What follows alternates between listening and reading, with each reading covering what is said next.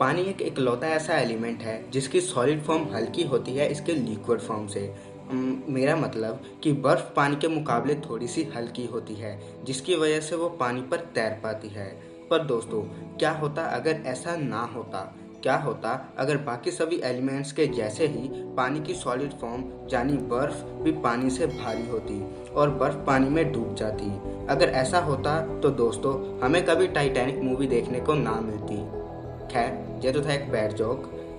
तो दोस्तों, अगर बर्फ पानी में डूब जाती तो हमारी ये पृथ्वी ऐसी कभी ना होती जैसी आज हम इसे देखते हैं, और ना ही जहाँ पर कभी जीवन संभव हो पाता।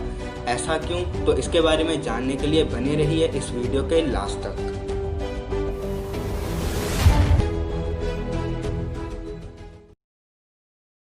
दोस्तों, समंदर में रहने वाले सभी अलग अलग छोटे बड़े समुद्री जीव अपने जिंदा रहने के लिए निर्भर करते हैं समंदर के तल पर, क्योंकि जहाँ पर समंदर के तल पर रेत में कई तरह के अलग अलग घास और पौधे उगते हैं जो कि बहुत से जीवों को घर और उचित प्रोटीन या विटामिन देते हैं। पर सबसे इम्पोर्टेंट, ये पौधे समंदर के पानी में उचित मात्रा में ऑक्सीजन को बनाए रखने में मदद करते हैं, जिसकी वजह से सभी समुद्री जीव पानी में सांस ले पाते हैं और वो जिंदा रहते हैं। पर अगर बर्फ पानी में डूब जाती तो आज जितने भी बर्फ के बड़े बड़े और विशालकाय टुकड़े जो आर्कटिक ओशंस या धरती के कई और ठंडे जगहों में तैर रहे हैं, वो सभी डूब के समंदर के तल तक पहुंच जाते, जहां पर सूरज की रोशनी नहीं पहुंचती, जिसकी वजह से समंदर के तल पर पानी का टेम्परेचर तेजी से नीचे गिरने लगता और समंदर का पूरा तल एक बर्फ की बड़ी और हार्ड मोटी चादर से ढक जाता, जिससे कि जहाँ कोई समुद्री पौधे नहीं उग पाते और इसी वजह से ऑक्सीजन नहीं बन पाती और समंदर के पानी में ऑक्सीजन की भारी कमी आ जाती, और आखिर में इस ऑक्सीजन की कमी की वजह से समंदर की सारी लाइफ धीरे धीरे खत्म हो जाती। दोस्तों, इसका उतना ही असर ज़मीन पर देखने को भी मिलता जितना असर समंदर के पानी में हमें देखने को मिलता, क्योंकि दोस्तों आज हम जिस हवा में सांस लेते हैं उसमें लगभग 50% से ज़्यादा ऑक्सीजन समंदर में उगने वाले एक पौधे फाइटोप्लैंक्टन से आती है। तो क्योंकि अब बर्फ़ की वजह से समंदर में कोई भी पौधे नहीं उग सकते हैं, तो इसकी वजह से ये पौधे भी पूरी तरह से नष्ट हो जाते और इसी की वजह से पूरी पृथ्वी की लगभग 50% से ज़्यादा ऑक्सीजन खत्म हो जाती, और इस ऑक्सीजन की कमी की वजह से ज़मीन पर रहने वाली लाइफ भी धीरे धीरे खत्म होने लगती। अगर ऐसी कंडीशंस में भी कोई जीव खुद को जिंदा रखने में कामयाब हो जाता